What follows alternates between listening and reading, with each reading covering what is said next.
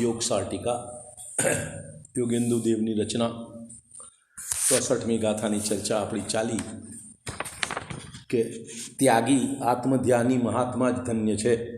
ધન્ય હો ભગવંત બુદ્ધ જે ત્યાગે પ્રભાવ, લોકાલોક પ્રકાશ કર જાણે વિમળ સ્વભાવ. બરાબર. હવે કહે છે આત્મા ગુણ પર્યાયોનો સમૂહ છે. આ દ્રવ્ય ગુણ પર્યાય વત દ્રવ્યમ એમ તત્વાર સુસૂત્ર છે. દ્રવ્ય ગુણ પર્યાયના સમૂહ રૂપ છે. લોક 6 દ્રવ્યોનો સમુદાય, લોકમાં 6 દ્રવ્યોનો સમુદાય છે અને એક દ્રવ્યમાં ગુણ પર્યાયનો સમુદાય. બધા દ્રવ્યોની વાત એમ. કર્મોના 148 ભેદ. કર્મનો બંધ 4 પ્રકારનો હોય છે. પ્રદેશત્વ અને પ્રકૃતિ અને પ્રદેશ બંધ યોગથી તથા સ્થિતિને અનુભાગ બંધ કશાયથી થાય છે. 7 તત્વ છે, 9 પદાર્થ છે ઇત્યાદિ સર્વ વિકલ્પોને બંધ કરનાર જાણી છોડી દે છે. આ વિકલ્પો બધા બંધ કરવાવાળા છે. નિર્વિકલ્પ સમાધિ અને સ્વાનુભવની પ્રાપ્તિ માટે એ એક પોતાના જ આત્મામાં આત્મા દ્વારા પોતાના જ આત્માને બેસાડે છે.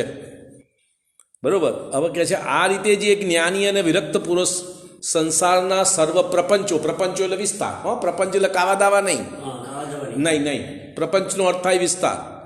આ રીતે જે જ્ઞાની વિરક્ત પુરુષ સંસારના સર્વ પ્રપંચોથી પૂર્ણ વિરક્ત થઈને આત્મધ્યાન કરે છે, પરમાનંદના અમૃતનું પાન કરે છે, તે જ મહાવિવેકી પંડિત છે, તે જ પરમ ઐશ્વર્યવાન છે, રત્નત્રયથી અપૂર્વ સંપત્તિના સ્વામી છે, સમ્યક દર્શન જ્ઞાન ચારિત્રની એકતામાં લવલીન છે, તે જ ભાગ્યવાન છે, ભગવાન છે, અતિન્દ્રિય જ્ઞાન અને સુખના સ્વામી છે, તેઓ શીઘ્ર જ મોક્ષની પ્રાપ્તિ કરશે.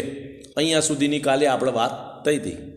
હવે આત્માનુશાસનમાં એના અનુસંધાનમાં કહે છે કે જે મહાત્માઓના આભૂષણ તેમના શરીર ઉપર ચોંટેલી રજ છે, જેમના બેસવાનું સ્થાન પાષાણની છીલા છે, જેમની પથારી કાંકરીવાળી ભૂમિ છે, જેમનું સુંદર ઘર વાઘની ગુફા છે, જેમણે પોતાની અંદરથી સર્વ વિકલ્પ મટાડી દીધા છે, જેમણે અજ્ઞાનની ગાંઠો તોડી નાખી છે, જેમની પાસે સમ્યજ્ઞાની રૂપી ધન છે, જે મુક્તિના પ્રેમી છે, બીજી બધી ઈચ્છાઓથી દૂર છે, એવા યોગીઓ અમારું મન પવિત્ર કરો. ગ્રહસ્થ હોય કે મુનિ બંનેને માટે આત્મલીનતા ઉપાય છે. બધાને ગ્રહસ્થ હોય કે મુનિ બે લખ્યું છે. એક બંનેને આત્મલીનતા. જો ગ્રહસ્થ હોય તો સમ્યક દર્શનની પ્રાપ્તિ માટે જરૂરી છે આત્મલીનતા. હા એ બરોબર છે, પણ અહીંયા અરે પણ પૂરી વાત તો સાંભળો. મુનિ અનુકરણ કરે અને આપણા પ્રપંચોના વિસ્તાર વધારવાનો. ગ્રહસ્થના મારી વાત પર ગ્રહસ્થના વ્રતની અંદર પરિમાણ નામનું વ્રત આવે. શું આવે? પરિગ્રહની મર્યાદા કરવાની, એવું વ્રત. બરોબર. તો વધારવાનું વાત ક્યાં છે?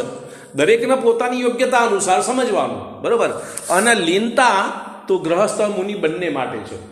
ગ્રહસ્થ માટે લીનતા સમ્યક દર્શન આદિની પ્રાપ્તિ છે અને ગુણસ્થાનની વૃદ્ધિ માટે છે, અને મુનિરાજની લીનતા કેવળ જ્ઞાનની પ્રાપ્તિ માટે છે. બંનેના આત્મલીનતા જરૂરી છે. આત્મલીનતા કંઈ પેલાને જોઈએ ને પેલા નથી કરવાની એમ ના હોય ઉપદેશ. હવે 65મી ગાથાની વાત કરે છે સિદ્ધિના સુખનો ઉપાય. એટલે સિદ્ધ પદની પ્રાપ્તિ એનો ઉપાય શું છે એ વાત કરે છે.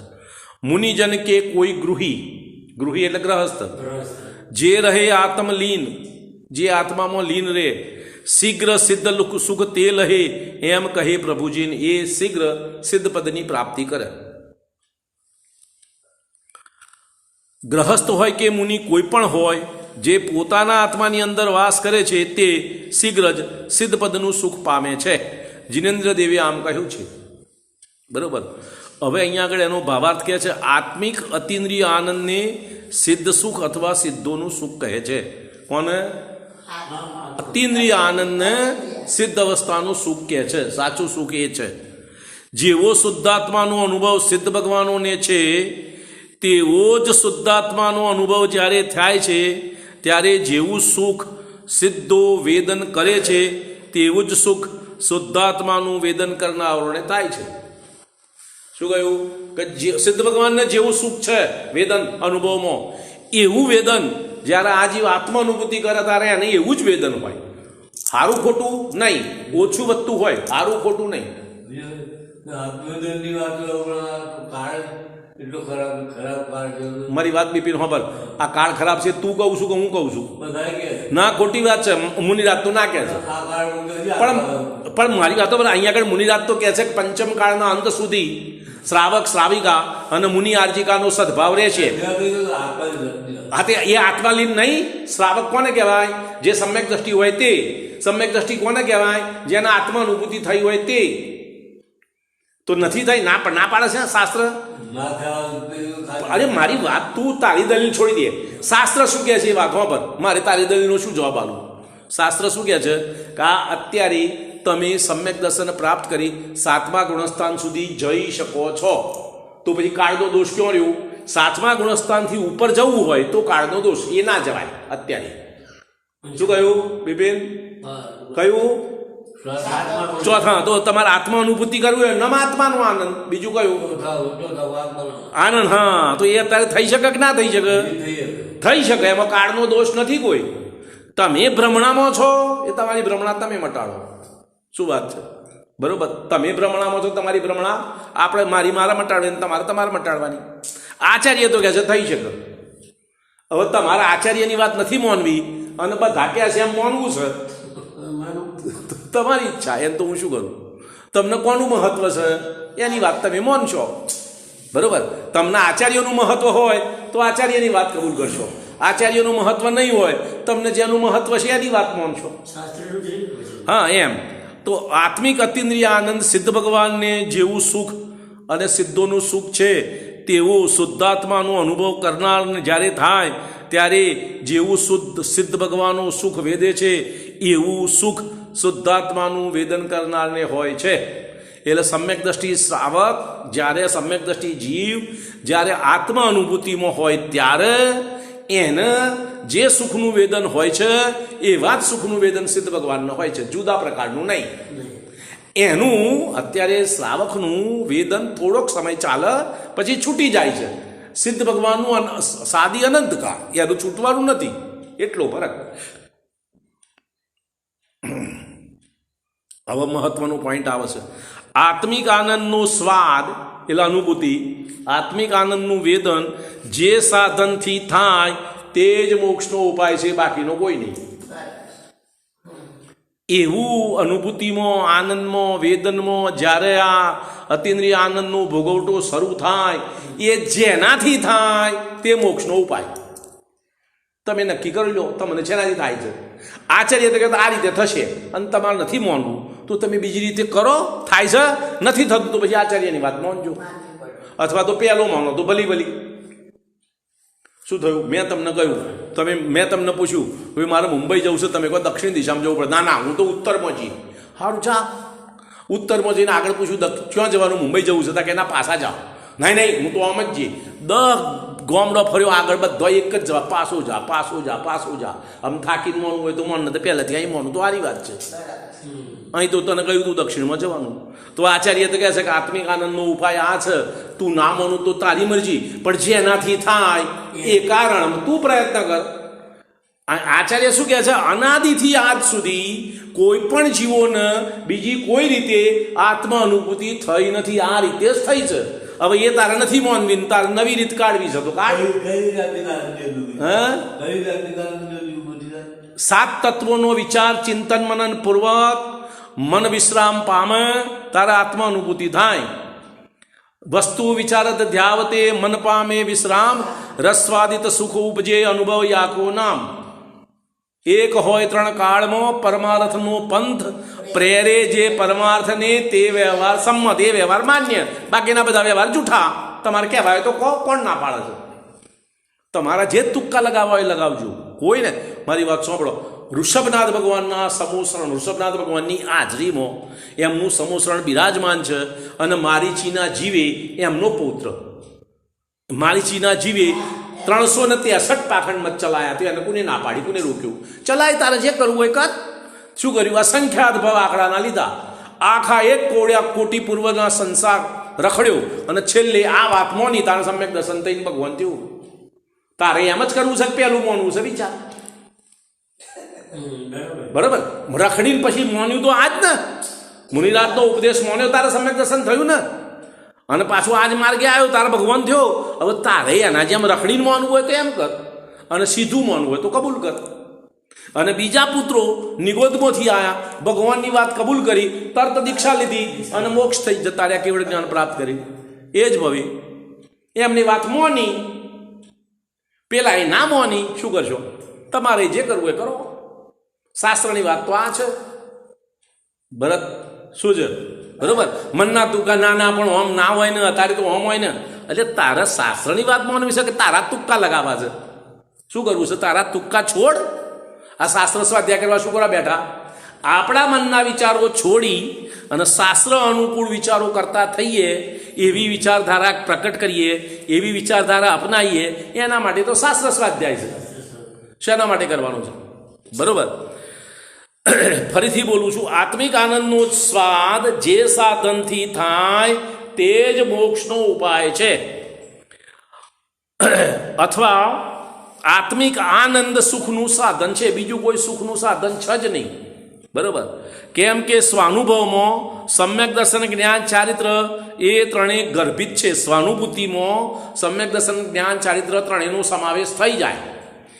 સ્વાનુભવ જ નિત્ય રત્નંત્ર સ્વરૂપ મોક્ષ માર્ગ છે. તેનાથી જ નવા કર્મોનો સંવર થાય છે. શેનાથી? સ્વાનુભવથી. સ્વાનુભવ કોક રત્નંત્ર, વાત એક જ છે. બરોબર. અને પુરાણા કર્મોની નિદ્રા થાય છે. આ જ એક સીધી સડક મોક્ષ મહેલ તરફ ગયેલી છે. એ સિવાય બીજી કોઈ સડક, બીજો કોઈ રસ્તો નથી. આ એક જ માર્ગ છે. સડક એટલે માર્ગ, આ સિવાય બીજો કોઈ માર્ગ નથી. બાહ્ય સાધન મન વચન કાયાની શક્તિને નિરાકૂળ કરવા માટે છે. બાહ્ય સાધન મન વચન કાયાની શક્તિ નિરાકૂળ થવા માટે છે. એના આપણે આકુળતા વધારવા માટે નથી ઉપયોગ કરવાનો. બરોબર. મનમાં જેટલી નિરાકૂળતા અને નિશ્ચિંતા અધિક થાય તેટલું જ મન સ્વાનુભવમાં બાધક ના થાય. જેટલી મનમાં આકુળતા વધારે એટલું સ્વાનુભવ દુષ્કર, એટલું સ્વાનુભવ મુશ્કેલ ના થાય. મન નિરાકૂળ થાય, મનમાં નિશ્ચિંતા થાય તો જ સ્વાનુભવ થઈ શકે. હવે મન નિશ્ચિંત ક્યારે થાય? વસ્તુ સ્વરૂપ સમજો તો, સાત તત્વનું સ્વરૂપ સમજો તો. હવે ના સમજો ને બાકી દુનિયાની ચિંતા માથા ઉપર હોય તો નિશ્ચિંત રીતે થાવ. બરોબર. એમ જગતના પ્રપંચો મન વચન કાયાને રોકે છે. પ્રપંચો એટલે જગતનો વિસ્તાર, જગતનો વ્યવહાર મન વચન કાયાને રોકી રાખે છે. એને આત્મા તરફ વળવા દેતા નથી. બરોબર. ફસાવે છે. તેથી મોક્ષ માર્ગમાં બાહ્ય નિકટ સાધન સાધુ અથવા અણગારનું ચારિત્ર છે. અને એટલા માટે આ જગતના પ્રપંચથી છૂટવા માટેનું બાહ્ય સાધન ગ્રહસ્થના વ્રત અને સાધુના વ્રત છે. બાહ્ય સાધન આ જગતના પ્રપંચોથી, જગતના વિસ્તારથી છૂટવા માટે. બરોબર. અને ક્રમશઃ બાહ્ય સાધન સાગારનું શ્રાવકનું છે. શ્રાવકનું ચારિત્ર પાળતો સાધુના ચારિત્ર પાલનની યોગ્યતા આવે છે. સાધુનું ચારિત્ર પાળ્યા વિના કર્મનો નાશક સ્વાનુભવ જાગ્રત થતો નથી. તમને એક વખત સમ્યક દર્શન થઈ ગયું અને જો મુનિપદ અંગીકાર ન કરો તો તમે વારંવાર સ્વાનુભવ કરવાની યોગ્યતા પ્રાપ્ત કરી શકતા નથી. બરોબર. શ્રાવકનું વ્યવહાર ચારિત્ર 11 પ્રતિમા રૂપ છે. તે ક્રમે ક્રમે વધતું જાય છે. પહેલી પ્રતિમાનું આચરણ બીજી આદિમાં ટકી રહે છે. હા, શું કહ્યું? હા પરજી.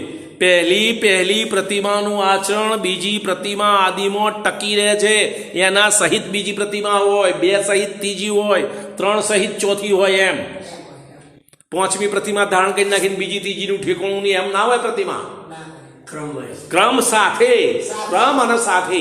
પહેલી પ્રતિમાના સદભાવમાં બીજી પ્રતિમા, બીજી પ્રતિમાના સદભાવમાં ત્રીજી, પહેલી પછી બીજી છોડી દો, ત્રીજી અંગીકાર કરો. એમ નથી ધર્મ. ફરીથી બોલું. પહેલી પ્રતિમાનું આચરણ બીજી આદિમાં ટકી રહે છે અને આગળ વધતું જાય છે. પછી બરોબર.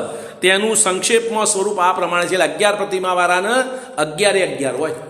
5મી વ્રતાવાળાને પહેલાથી 5મી પ્રતિમા સુધીનું હોય. એનું નામ 5મી પ્રતિમા. એકલી 5મી પ્રતિમા એ તો જૂઠી વાતો છે.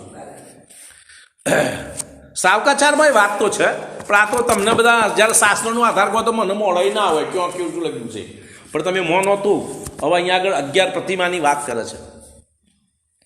દર્શન પ્રતિમા પહેલી, વ્રત માટે પહેલી દર્શન પ્રતિમા હોય તો બીજી પ્રતિમા થાય, પહેલી બીજી હોય તો ત્રીજી પ્રતિમા, પહેલી બીજી ત્રીજી હોય તો ચોથી પ્રતિમા, એમ ક્રમ એમ છે. દર્શન પ્રતિમા સમ્યક દર્શનનું દોષ રહિત પાલન કરે. સમ્યક દર્શન હોય તો દોષ રહિત પાલન કરે કે સમ્યક દર્શન વગર? સમ્યક દર્શન હોય એનું પાલન દોષ રહિત કરે, એ પહેલી દર્શન પ્રતિમા. બરોબર. જો ચોથા ગુણસ્થાન વાળાને સમ્યક દર્શન છે પણ એનું પાલન નથી. પાંચમા ગુણસ્થાન વાળાને પહેલી પ્રતિમામાં સમ્યક દર્શન તો છે, દોષ રહિત પાલન છે, માટે પહેલી પ્રતિમા. બરોબર. એમાં 25 દોષોથી પોતાને બચાવે. એમાં નિશંકિતા, નિકાંક્ષિતા, નિર્વિચિકિત્સા, અમૂળ દ્રષ્ટિ, ઉપગુહનત્વ, સ્થિતિકરણ, વાત્સલ્ય, પ્રભાવના 8 અંગોનું પાલન કરીને એના પ્રતિપક્ષી 8 દોષોથી બચે. એ 8નું પાલન કરે એના સમ્યક દર્શનના ગુણનું, એટલે દોષનો અભાવ થાય એમ, એટલા માટે પાલન કરે. પછી 8 દોષોથી બચે, 8 મદથી બચે. જાતિ, કુળ, ધન, અધિકાર, રૂપ, બળ, વિદ્યા, તપ, એ 8 પ્રકારના મદ ન કરે તો પહેલી પ્રતિમા. આ પહેલી પ્રતિમાની વાત ચાલે છે. દેવ, ગુરુ, લોક મૂળતાનો ત્યાગ કરે. કુદેવ, કુગુરુ, કુશાસન, એના 3 પ્રકારના સેવક, આ 6 અનાયતનું સેવન ન કરે તો પહેલી પ્રતિમા. બરોબર. એનું સેવન કરે તો પહેલી પ્રતિમા નહીં, એ તો મિથ્યાત્વ છે. અહિંસા, સત્ય, અચૌર્ય, બ્રહ્મચર્ય, પરિગ્રહ, ત્યાગ, એ 5 વ્રતોનો એક દેશ સાધનનો અભ્યાસ કરે. અંશે અંગીકાર ના કરે, અભ્યાસ પ્રેક્ટિસ શરૂ કરે. અંગીકાર તો બીજી પ્રતિમામાં થશે, વ્રત પ્રતિમા બીજી. એમાં આ 12 પ્રકારના વ્રતનું 5 અણુવ્રત, ગુણવ્રત ને શિક્ષા વ્રત, એનો અંગીકાર કરશે, એ બીજી પ્રતિમામાં. દેવ પૂજા, ગુરુ ભક્તિ, સ્વાધ્યાય, તપ, સંયમ અને દાન, આ 6 કાર્યોનું નિત્ય પાલન કરે. કોણ કરે આ બધું? સમ્યક દ્રષ્ટિ, તો પહેલી પ્રતિમા. આપણે તો સમ્યક દર્શન શું છે એની ખબર નહીં. સમ્યક દર્શનનો વિરોધ કરવાનો અને મંદિરમાં આવેલા સટ આવશ્યક અમે કરીએ છીએ. બરોબર. આગળ મંદિરમાં આવવાની ના નથી, પૂજા ભક્તિ કરવાની ના નથી, એને સમજવાની વાત છે. બરોબર. દેવ પૂજા, ગુરુ ભક્તિ, સ્વાધ્યાય, તપ, સંયમ અને દાન, આ 6 કાર્યોનું નિત્ય પાલન કરે. દર્શન પ્રતિમાના ધારક જીવને ઉપર કયા કક્ષા મુજબનું બાહ્ય આચરણ હોય છે, આવું બાહ્ય આચરણ એનું આ પ્રમાણે હોય, અંતરંગમાં સમ્યક દર્શન હોય તો પહેલી પ્રતિમા. હવે બીજી વ્રત પ્રતિમા. આ વ્રત પ્રતિમાનો ધાવક 5 અણુવ્રતોનું દોષ રહિત પાલન કરે. તે ઉપરાંત દિગ્વ્રત, દેશાવગાસિક, દેશવ્રત, દિગ્વ્રત, દેશવ્રત, અનર્થદંડ, ત્યાગ, આ 3 ગુણવ્રત, સામાયિક, પુરુષોદુપવાસ, ભોગોપભોગ, પરિમાણ અને અતિશી સંવિભાગ, આ 4 શિક્ષા વ્રતોનું પાલન કરવાનો અભ્યાસ કરે. 12 પ્રકારનો વ્રત અંગીકાર કરે, એ બીજી પ્રતિમા. હવે ત્રીજી સામાયિક પ્રતિમા. આ પ્રતિમા ધારક જીવ સવાર, બપોર, સાંજ, એ 3 સંધ્યાઓમાં સંભાવથી, શાંત ભાવથી સ્વાનુભવનો અભ્યાસ કરે અને રાગદ્વેષ છોડે. હવે સ્વાનુભવનો અભ્યાસ ક્યારે થાય? સ્વાનુભવ થયો હોય તો. ના થયો હોય તો શું અભ્યાસ કરો? પોઈન્ટ સમજમાં આવે છે? જેને સ્વાનુભૂતિ થઈ છે એ ફરીથી સ્વાનુભૂતિ કરવાનો અભ્યાસ કરે, એ સામાયિક પ્રતિમા 3 વખત. પછી ચોથું પ્રોષદ ઉપવાસ. પ્રોષદ મહિનામાં 4 દિવસ, 2 આઠમ અને 2 ચૌદસના દિવસે ઉપવાસ કરવું. એ પ્રોષદ ઉપવાસના પાછા ભેદો છે. 24 કલાકના, 36 કલાકના અને 48 કલાકના પ્રોષદ ઉપવાસ. બરોબર. ઉત્તમ, મધ્યમ ને જગન્ય. પછી સચિત ત્યાગ પ્રતિમા. જીવ સહિત સચિન ભોજન પાન ન કરવા. એટલે લીલોતરીનું, કાચા લીલોતરી ના ખાય, પાનથી ઢાંકેલી વસ્તુ ના ખાય, પાનમાં મૂકીને વસ્તુ ના ખાય, એ બધું સચિત ત્યાગ. પછી રાત્રિ ભોજન ત્યાગ પ્રતિમા, એ છઠ્ઠી. પાનમાં મૂકીને વસ્તુ ખાવામાં દોષ છે. હા, પાન એટલે લીલા પાનમાં. એટલે આ બજારમાં પોન આપણે પહેલા એ પોન એ જુદી, એ લીલોતરી ખાધી, એને પકવીને ખાય. શાક કાચું ના ખાય, કાકડી કાચી ના ખાય, એને બાફીને ખાય તો દોષ નહીં. શ્રાવકને સચિત ત્યાગ પ્રતિમા વાળાની વાત. આ કોના માટેની વાત છે? શ્રાવકમાં 6ઠ્ઠી પ્રતિમા, 5મી પ્રતિમા વાળાની વાત. બરોબર. તો એ કાચા શાકભાજી વગેરે ના ખાય, એને બનાવીને બાફીને શાક બનાવીને ખાય, એમ એટલે સચિત ત્યાગ. હવે રાત્રિ ભોજન ત્યાગ પ્રતિમા. રાત્રે ભોજનપાન ન કરવાને બીજાને ન કરાવે, એ 6ઠ્ઠી પ્રતિમા. પણ કોને શું કરાવે? 6ઠ્ઠી પ્રતિમા વાળો શું કરે? રાત્રિ ભોજન પોતે કરે નહીં અને બીજાને કરાવે નહીં. હવે આપણામાં બધા હોશિયાર ભણેલા ગણેલા નીકળ્યા છે. અમે તો ભાઈ લગ્ન પ્રસંગ તો રાતે નથી કરતા, રાત્રિ ભોજન નહીં કરવાનું. તાર માર તો કરવાનું, હું તો જઉં છું હોટલમાં રાતે. પરત હે લગ્નમાં નહીં, આ બધું દોષ છે, ખોટું છે. અને પોતે પાછો પમ ધાડ તું જયો તો ત્યાં કે અમારે પાર્ટી રાખી દે, ગયો તો રાત્રે તો રાત્રિ ભોજન કરવાની ને કરાવવાની, પણ આ કઈ જગ્યાએ, આ ક્યારે, આ 5 પ્રતિમા હોય પછીવાનો નંબર, પહેલો નહીં. પણ છઠ્ઠી પ્રતિમા તો 5 સહિત ને, તરત શું હોય, બરોબર. હવે 7મી બ્રહ્મચર્ય પ્રતિમા આવી, કઈ 7મી. તો બ્રહ્મચર્ય અંગીકાર કર્યું હોય એના હાથ પ્રતિમા હોવી જોઈએ, ઉપરની 6 હોવી જોઈએ, બરોબર.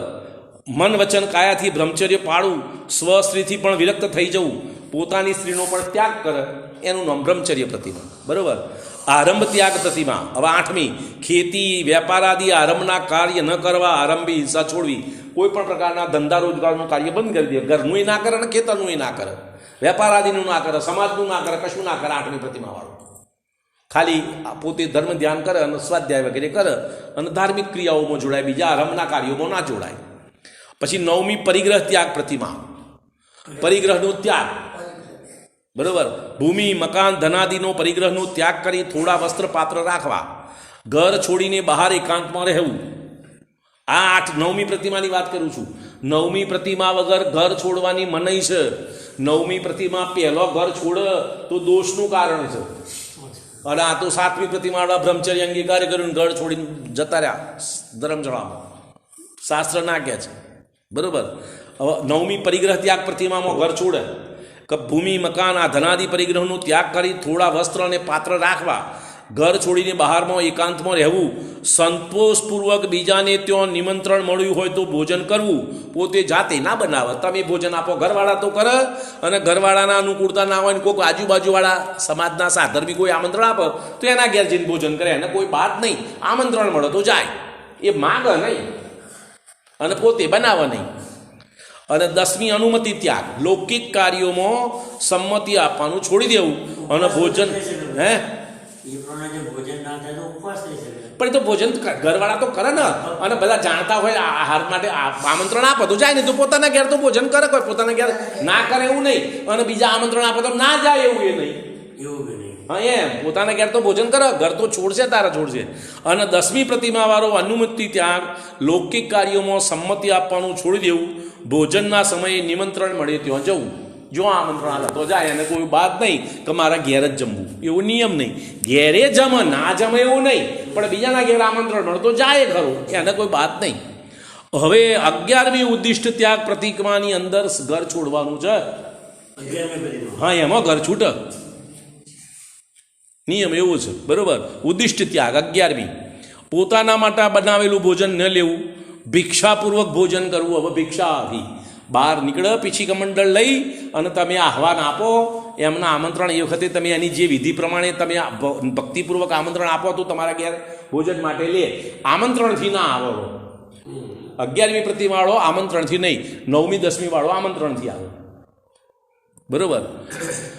શુલ્લક થઈને એક લંગોટ એક ચાદરનો ટુકડો અને પીછી કમંડળ રાખવા, એલક થઈને ફક્ત એક લંગોટી અને પીછી કમંડળ રાખવા. આ 11મી પ્રતિમાના 2 ભેદ, શુલ્લક ને એલક. પછી સાધુ થઈને વસ્ત્ર સહિત થઈ જાય. આ 11 પ્રતિમા પછી દિગંબર અવસ્થા ધારણ કરે, એની યોગ્યતા હોય, એના પરિણામની કેવી છે વાત, એ બધું જોઈને કરે. 5 મહાવ્રતોનું, અહિંસાદીનું અને 5 સમિતિનું પાલન કરવું. ઈર્યા સમિતિ, ભાષા શુદ્ધ વાણી બોલવી, રસ ત્યાગ, શુદ્ધ ભોજન લેવું, આદાન નિક્ષેપણ, જમીન ઉપર જોઈને કમંડળ પીછી વગેરે લેવા મૂકવા, વ્યુત્સર્ગ મળમૂત્રનો ત્યાગ નિર્દોષ જમીન ઉપર કરવું, મન વચન કાયાને વશ રાખી 3 ગુપ્તિનું પાલન કરવું. આ 13 પ્રકારનું સાધુનું વ્યવહાર ચારિત્ર છે. આ કયું ચારિત્ર? સાધુનું કયું? વ્યવહાર. આ 11 પ્રતિમા બતાવીએ વ્યવહાર. આત્મ અનુભૂતિમાં જેટલો સમય રહે એટલો નિશ્ચય ચારિત્ર. મુનિરાજને પણ આત્મ અનુભૂતિમાં જેટલો રહે એટલું નિશ્ચય ચારિત્ર. આ 13 પ્રકારનું વ્યવહાર ચારિત્ર મુનિરાજ 6ઠા ગુણસ્થાનમાં હોય તો સુધી પાલન કરે, 7મા ગુણસ્થાનમાં કોઈ ચારિત્રનું પાલન જ ના હોય જ નહીં. ચારિત્ર વ્યવહાર ચારિત્ર ના હોય, એ તો આત્મામાં લીન જ હોય, પછી ક્યાં પાલન કરવાનું છે? પોઈન્ટ સમજમાં આવે છે, બરોબર. આવી રીતે શ્રાવક અથવા સાધુના વ્યવહાર ચારિત્રનું પાલન કરીને સ્વાનુભવનો અભ્યાસ વધારવો, એના માટે આ બધું કરવાનું છે. આ રીતે વ્યવહાર ચારિત્રનું પાલન કરે અને સ્વાનુભવનો અભ્યાસ, વારંવાર સ્વાનુભવ કરવાની પ્રેક્ટિસ વધારવું. પછી તે ધીરે ધીરે આત્મા આનંદને પ્રાપ્ત કરતો થકો મોક્ષ તરફ આગળ વધતો જાય. એમ જેમ જેમ આત્મા આનંદની વૃદ્ધિ થતી જાય એમ એમ વિપરીત કર્મનો અભાવ થતો જાય સત્તામાંથી, નવા કર્મ બંધાય નહીં, એમ કરતાં કરતાં ગુણસ્થાનમાં આગળ વધી મોક્ષની પ્રાપ્તિ કરે. જે આત્મામાં સ્થિત થાય છે તે સદા સિદ્ધનું સુખ પામે છે. કાલનો વાયદો નહીં. અત્યારે આત્મા અનુભૂતિમાં જોડાય તો અત્યારે જ સિદ્ધ ભગવાનના સુખ જેવું સુખનું વેદન એને થાય. કાલે તો એ વાત નથી હોતી. જૈન ધર્મમાં કાલનો વાયદો નહીં, હાલ જ. અને તું બહાર નીકળી ગયો સુખનો ભાવ ઇન્સ્ટન્ટ, કોઈ કાલની વાત નહીં. બરોબર. હવે પુરુષાર્થ સિદ્ધિ ઉપાય એ સાવકાચારનો ગ્રંથ છે, અમૃતચંદ્ર આચાર્યની રચના. જેમ રત્નકરણ સાવકાચાર છે, સાગર ધર્મામૃત છે, પ્રશ્નોત્તર સાવકાચાર છે, એમ આ સાવકાચાર છે પુરુષાર્થ સિદ્ધિ ઉપાય અમૃતચંદ્ર આચાર્યની રચના. એનો આધાર આપે છે. સર્વ પાપબંધના કારણરૂપ મન વચન કાયાની પ્રવૃત્તિનો ત્યાગ કરવો તે વ્યવહાર ચારિત્ર છે. જે પાપના કારણો છે એવા બધા કારણોનો મન વચન કાયા વડે થતો વ્યાપાર બંધ કરવો, રોકવો, એનું નામ વ્યવહાર ચારિત્ર. સર્વ કશાયના કાલીમાં રહિત નિર્મળ ઉદાસીન આત્મ અનુભવરૂપ નિશ્ચય ચારિત્ર છે.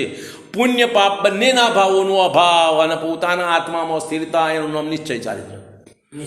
ચારિત્ર એકલા પાપ ભાવનો અભાવ અને પુણ્ય ભાવમાં ટકવું, એનું નામ વ્યવહાર ચારિત્ર. પુણ્ય પાપ બંને ભાવનો અભાવ અને પોતાના આત્મ અનુભવમાં ટકવું, એનું નામ નિશ્ચય ચારિત્ર. બરોબર. હિંસા, અસત્ય, ચોરી, કુશીલ, પરિગ્રહ, આ 5 પાપોથી પૂર્ણ વિરક્ત થવું તે સાધુનું વ્યવહાર ચારિત્ર છે. ઉપયુક્ત 5 પાપોથી એકદેશ વિરક્ત થવું તે શ્રાવકનું વ્યવહાર ચારિત્ર છે. બરોબર. હવે તત્વજ્ઞાની વિરલા હોય. તત્વજ્ઞાની એટલે અનુભૂતિવાળા. તત્વજ્ઞાનનો અર્થ તત્વમાં આપણે 7 તત્વ કહીએ છીએ ને, જીવ, અજીવ, આશ્રવ, બંધ, સંવર, નિદ્રા, મોક્ષ, પુણ્ય, પાપ.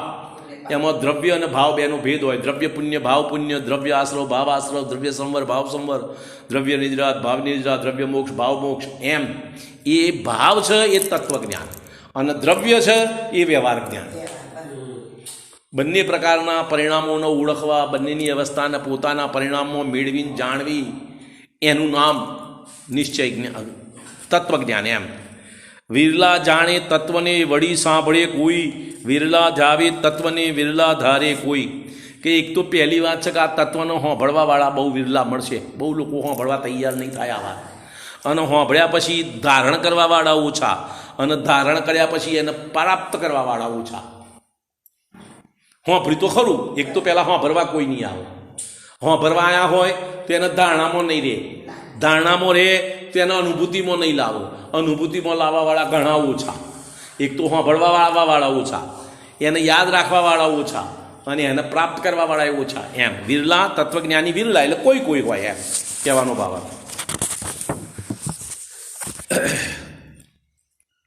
વિરલા પંડિતો જ આત્મતત્વને જાણે છે, વિરલા શ્રોતા જ તત્વને સાંભળે છે, અને વિરલા જીવો જ તત્વને ધારણ કરીને સ્વાનુભવી થાય છે. એમાંથી ઓછા, એમાંથી કોઈ કોઈ. કેમ જુઓ, વિરલા પંડિતો જ આત્મતત્વને, બહુ ઓછા માણસો આ તત્વની વાત કરે, બાકી બધા વ્યવહારની જ વાત કરવાવાળા મળે તમને.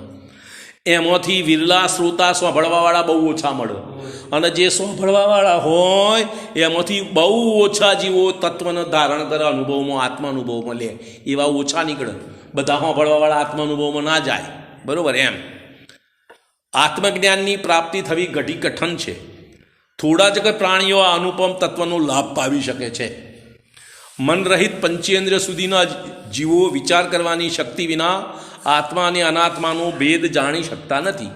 જે 4 ઇન્દ્રિય છે અથવા હસૈની પંચેન્દ્રિય છે એ તો આ તત્વની વાત સાંભળવા અપાત્ર છે, એમની તો યોગ્યતા જ નથી. સંઘની પંચેન્દ્રિયોમાં નારકી જીવ રાત દિવસ કશાયના કાર્યમાં, અશુભ લેશ્યામાં લાગેલા છે. કોઈક જ પ્રાણીને આત્મજ્ઞાન થાય છે, એમાં કોક જીવના નરક ગતિમાં આત્મજ્ઞાન થાય છે. પશુઓમાં પણ આત્મજ્ઞાન પામવાનું સાધન અલ્પ છે, એમાંય થાય છે પણ બહુ ઓછા. દેવોમાં વિષયભોગની અતિ તીવ્રતા છે, વૈરાગ્ય ભાવની દુર્લભતા છે. કોઈકને જ આત્મજ્ઞાન થાય છે દેવોમાં. હવે મનુષ્યની વાત આવે છે. મનુષ્ય માટે સાધન સુગમ છે. શું કહ્યું વિપિન? કયું સાધન? આત્મજ્ઞાન પ્રાપ્ત કરવાનું. બોલો, કાળ ખરાબ છે? સુગમ છે, પણ મેળવવું દુર્લભ છે. કેમ દુર્લભ? તને રુચિ નહીં થાય, તું જ તારો બાધક અને નોમ બીજાનું વાલી. આપણી શું પ્રવૃત્તિ છે? આપણે કરવું નથી અને આરોપ બીજાનો પેલાએ મને ના પાડી હતી, અમને બધાએ ભેગા થઈને ના કહ્યું હતું, પેલાએ ધમકી આપી હતી, કોકનો કોક બોનો કાઢીને એ નહીં કર્યું. બીજી 3 ગતિ કરતો મનુષ્ય ગતિમાં આત્મજ્ઞાન પ્રાપ્ત કરવું સુલભ છે, પણ છતાં એ પોતાની અવળચંડાઈથી, પોતાની ઊંધી માન્યતાથી દુર્લભ કરીને આવે છે. બરોબર. અનેક મનુષ્યો રાત દિવસ શરીરની ક્રિયામાં એવા તલ્લીન રહે છે કે તેમને આત્માની વાત સાંભળવાનો અવસર જ મળતો નથી, નવરા જ નથી. ગપ્પો મારે બાર બેહીન શાસ્ત્રમાં નથી આવવું, શાસ્ત્ર નથી વાંચવું, એની ચર્ચા નહીં કરવાની, મોથું દુખે છે, તમે રવા દો, કંટાળો આવ્યો. શું આનો રુચિ કરતા નથી. જેમને અવસર મળે છે તેઓ પણ વ્યવહારમાં એટલા ફસાયેલા હોય છે કે વ્યવહાર ધર્મના ગ્રંથો વાંચે છે, સાંભળે છે, મહાન વિદ્વાન બની જાય છે. ન્યાય, વ્યાકરણ, કાવ્ય, પુરાણ, વૈદક, જ્યોતિષી અને પુણ્યપાપનો બંધ કરનાર ક્રિયાઓની વિશેષ ચર્ચા કરે છે. આધ્યાત્મ ગ્રંથોનો સૂક્ષ્મ દ્રષ્ટિથી અભ્યાસ કે વિચાર કરતા નથી. શું આવ્યું ભરત? બોલો. શું બિપિન? આધ્યાત્મ કોણ આવે? સમયસાર, ઇષ્ટોપદેશ, ભાઈ પ્રવચનસાર, નિયમસાર, અષ્ટપાહુડ, આપણે પંચાસ્તિકાય, આ બધા અધ્યાત્મના ગ્રંથો છે. એ તો વાંચવા નથી. પુરાણ વાંચે, બીજો શાસ્ત્ર વાંચે, પણ આમાં રુચિ કરતા નથી. મનુષ્ય બહુ માયા અને માણસ, હું તો રોજ શાસ્ત્ર વાંચું છું ને, હું તો રોજ સ્વાધ્યાય કરું છું ને, પણ તું શાનો શું કરું છું? આધ્યાત્મ ગ્રંથ સમ્યક દર્શન પ્રાપ્ત કરવા માટે ઉત્તમ નિમિત્ત છે. નિમિત્ત કોઈ તમે વાંચેલ થઈ જશે એવું નહીં, પણ સારું નિમિત્ત તો આ છે. બરોબર. નિશ્ચય નહીંથી પોતાનો જ આત્મા આરાધ્ય દેવ છે એવો દ્રઢ નિશ્ચય કરી શકતા નથી. વાંચ, આધ્યાત્મના શાસ્ત્ર વાંચ, તો પણ મારો આત્મા ભગવાન કરતો મારા માટે ઉત્તમ છે એ વાત કરીએ એટલે પેલો કારો પીરો થઈ જાય છે. આચાર્ય લખેલી વાત કરું છું, મારી વાત કરું છું. મહાવીર ભગવાનની વાત આવે છે પુરાણમાં કે ગૌતમ ગણધર કેટલા જ્ઞાનના ધારી કાકા? 4 જ્ઞાનના ધારી. દ્વાદશાંગ વાણીનું પૂરેપૂરું જ્ઞાન, શ્રુત કેવલી, પરમ શ્રુત કેવલી. ગણધર, ગૌતમ ગણધર, પરમ શ્રુત કેવલી. એ ભગવાનને પૂછે છે, ભગવાન મારું કલ્યાણ ક્યારે? આ બધા મોક્ષે થઈ ગયા ને, હજુ હું બેસી ગયો છું ને. એમની હાજરીમાં બીજા બધા જીવો મોક્ષે ગયા ને, સિદ્ધ થઈ ગયા. શું થયું?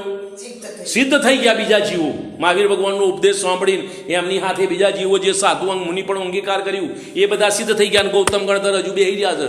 તા કે ભગવાન મારું કલ્યાણ ક્યારે? તા કે જ્યાં સુધી તારું લક્ષ્ય મારામાં છે ત્યાં સુધી તારું કલ્યાણ નથી. બોલો, કોણ કે છે? મહાવીર ભગવાન. કોને કે છે? ગૌતમ ગણધર. ક્યાં છે ગૌતમ ગણધરનું લક્ષ્ય? મહાવીર ભગવાન. તો સુધી કે તારું કલ્યાણ નથી. કલ્યાણ એટલે શું? અમને રાજા થવાનું છે, કરોડપતિ થવાનું છે, મોક્ષની પ્રાપ્તિ કરવી છે, તો સુધી તને મોક્ષની પ્રાપ્તિ નહીં થાય. મહાવીર ભગવાનનું નિર્વાણ થયો અને બીજા દિવસે અમને મોક્ષની પ્રાપ્તિ થઈ ગઈ. હવે લક્ષ્ય કરવાનું રહ્યું ના, તો પોતામાં જતું રહ્યું લક્ષ્ય, તરત જ કેવળ જ્ઞાન થઈ ગયું.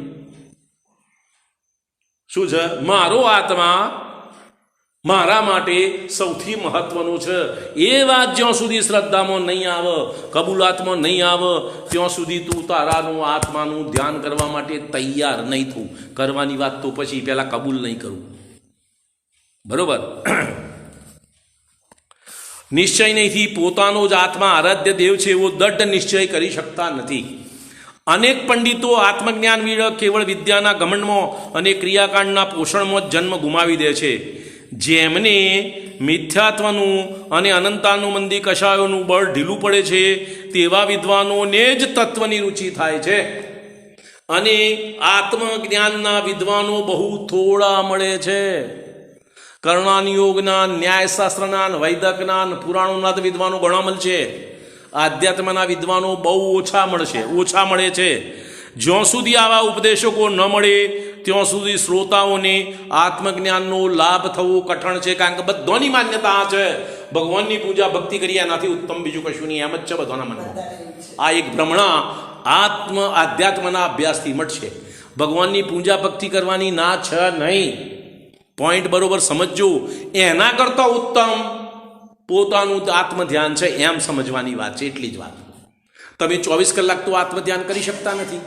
શું છે ભરત? 24 કલાક તો આત્મધ્યાન થાય નહીં. તો 24 કલાક પૂજા થાય? એ નથી. તો તો જેટલો સમય પૂજા થાય એટલો સમય તમે પૂજા કરો અને બાકીના સમયમાં થોડોક સમય કરીને આત્મધ્યાન કરવાનો પ્રયત્ન કરો, એનો સ્વીકાર કરો. તો સ્વીકાર નહીં કરો તો મેં તો પૂજા કરી, મારું કામ આજનું પતી ગયું, હવે કાલે પૂજા કરું, કાલનું પતી, બીજું કોઈ કરવું જ નથી, મનમાં જ નક્કી. બરોબર. આગળ કે છે, જો ક્યાંક આત્મજ્ઞાની પંડિતો જોવાપણમાં આવે છે તો આત્માના હિતની ગાઢ રુચિ રાખનાર શ્રોતાઓની કમી દેખાય છે. જો આત્મજ્ઞાની વિદ્વાનો મળે તો શ્રોતાઓની આત્મરુચિવાળા શ્રોતાઓ મળવા દુર્લભ છે. બરોબર. જેમના અંતરમાં સંસારની મોહજાળથી કંઈક ઉદાસીનતા હોય છે તે લોકો જ આત્મિક તત્વની વાત ધ્યાનથી સાંભળે છે, બાકીના બધા વિરોધ કરે. ના ના, તમારી વાત ખોટી છે, અત્યારે કાળ પ્રમાણે નહીં, અત્યારે તો ભગવાનની પૂજા ભક્તિ પુણ્યની વાત હોય, આ બધું અત્યારે ના હોય. એ કોણ કહે છે? આ આત્મની રુચિ નથી તે. ફરીથી બોલું, જેમના અંતરમાં સંસારની મોહજાળથી કંઈક ઉદાસીનતા હોય છે તે લોકો જ આત્મિક તત્વની વાત ધ્યાનથી સાંભળે છે અને સાંભળીને ધારણ કરે છે, એટલે યાદ રાખે છે, પોતાના મનમાં ધારણામાં લે છે, તેનો વિચાર કરે છે. જેમના અંતરમાં ગાઢ રુચિ હોય છે તેઓ જ નિરંતર આત્મિક તત્વનું ચિંતન કરે છે. પેલા તો ધારણા કરે છે, અને જેને ગાઢ રુચિ છે એ પોતે ચિંતન કરે છે આત્મિક પોતાના સ્વરૂપનું. શાસ્ત્ર સાંભળ્યું, ઘરે જ્ઞાન ના ટાઈમ મળ્યું, દરેક પોતાની અનુકૂળતા પ્રમાણે 4 સમય બતાવ્યા, સવાર, બપોર, સાંજ અને મધ્યરાત્રિ. આ 4 સમય ધ્યાન માટે આચાર્ય બતાવ્યા. આગળ ચર્ચામાં આપણા વાત આવી ગઈ. તેમાંથી જે અનુકૂળ ટાઈમ હોય એ ટાઈમ એ પોતાના આત્માનું ધ્યાન કરે છે નિયમિત. કોણ? જેને ગાઢ રુચિ છે તે. ઓછી રુચિ છે એ તો સાંભળીને યાદ રાખે છે, પ્રયત્ન નથી કરતા આત્મધ્યાનનો. બરોબર. આત્માનું ધ્યાન કરનારા જીવો બહુ ઓછા હોય છે. એમાં પણ નિર્વિકલ્પ સમાધિ પ્રાપ્ત કરનારા, સ્વાનુભવ કરનારા દુર્લભ. આ એકબીજા કરતા ઓછા. આધ્યાત્મનું શાસ્ત્ર સાંભળવાવાળા ઓછા, સાંભળીને આત્માની રુચિ કરવાવાળા ઓછા, આત્માની રુચિ થઈ હોય તો જ્ઞાનના ધારણામાં લેવાવાળા ઓછા, અને યાદ રાખ્યું હોય તો એનું ચિંતન કરવાવાળા ઓછા, ચિંતન કરતા હોય તો એનું ધ્યાન કરવાવાળા ઓછા, અને ધ્યાન કરતા હોય તો આત્મ અનુભૂતિ પ્રાપ્ત કરવાવાળા ઓછા. એમ એકબીજા કરતા ઓછા. પોઈન્ટ સમજમાં આવે છે? એ પ્રમાણે અનુકરણની વાત નથી કરતો, પણ એકબીજા કરતો હોય એટલામાં ઘટતા જાય. એમ જો અમારી વાત વાપરો, અહીંયા આગળ આપણે પ્રાથમિક શાળા ચાલે છે, તો પ્રાથમિક શાળામાં પહેલા ધોરણમાં 150 વિદ્યાર્થી, બીજામાં 80, ત્રીજામાં 70, ચોથામાં 60, પાંચમામાં 45, એમ ઘટતા જાય ને. કેમ? પેલામાંથી નપાસ થાય, ક્યાં જતા રહે? એમ થાય ને. આમાં એમ જ થાય. આગળ વધવાવાળા જીવો ઘટતા જાય. એમ આત્મજ્ઞાન અમૂલ્ય પદાર્થ છે. શું કહ્યું? મનુષ્ય જન્મ પામીને એની પ્રાપ્તિનો પ્રયત્ન કરવો જરૂરી છે. જેણે આત્મજ્ઞાનની રુચિ પ્રાપ્ત કરી છે તેણે જ નિર્વાણ જવાનો માર્ગ પ્રાપ્ત કર્યો છે. જેને આત્માની રુચિ નથી એને નિર્વાણની વાત નહીં. બોલ ગમે તે, તારે જે માનવું હોય મોન, તારા માનવાથી કોઈ દુનિયા આગળ પાછળ થઈ જતી નથી. બરાબર. એ જ સમ્યક દર્શન છે. જેને આત્મરુચિ પ્રાપ્ત કરી છે એ જ સમ્યક દર્શન છે. એનો વ્યવહાર સમ્યક દર્શન, અને આત્મા અનુભૂતિ થાય તે નિશ્ચય સમ્યક દર્શન. બરાબર. જ્યારે સૂક્ષ્મ વિચાર કરવાની બુદ્ધિ પ્રાપ્ત થઈ હોય ત્યારે પ્રમાદ છોડીને પહેલો વ્યવહાર નહીંથી. હોંભળો બિપિન, હોંભળો વાત. હવે જ્યારે વાત હોંભરવાની આવે ત્યારે તું ધ્યાન નહીં રાખતો. હોંભરજી.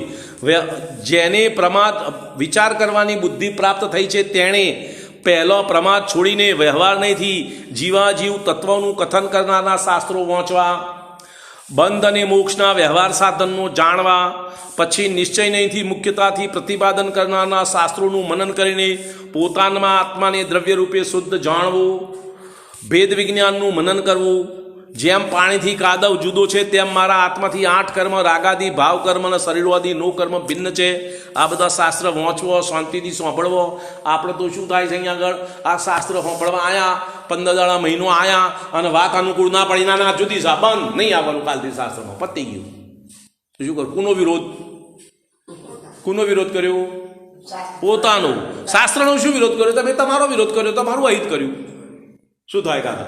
બરાબર. આપણે અહીંયા ઘણી જગ્યાએ આવું બધું બનતું હોય. શાસ્ત્ર સાંભળવા શરૂઆતમાં આપણે ભાઈ ચલો કાલથી આપણે આ શાસ્ત્ર શરૂ કરીએ, બધા આવો, હા આવીએ. 4 દાડા, 10 દાડા, 15 દાડા, મહિનો થયો પછી એક વિકેટ ખરતી જાય. કેમ? તમારી વાત બરોબર નથી, અનુકૂળ નથી. તે મારી વાત ચાલ. આ હું કહું છું શાસ્ત્રની શાસ્ત્રની વાત છે. તને અનુકૂળ નથી તો શું કર્યું તે તારું હિત કર્યું. તું એક શાસ્ત્ર તો પૂરું શાંતિથી સાંભળ, એટલી તો સ્થિરતા કર. એક શાસ્ત્ર તો પૂરું શાંતિથી સાંભળ, બરોબર. વારંવાર અભ્યાસના બળથી સમ્યક દર્શનનો પ્રકાશ થશે. આવો તું વારંવાર અભ્યાસ કરીશ તો સમ્યક દર્શનની પ્રાપ્તિ થશે. એમ જાદુ મંતર છે.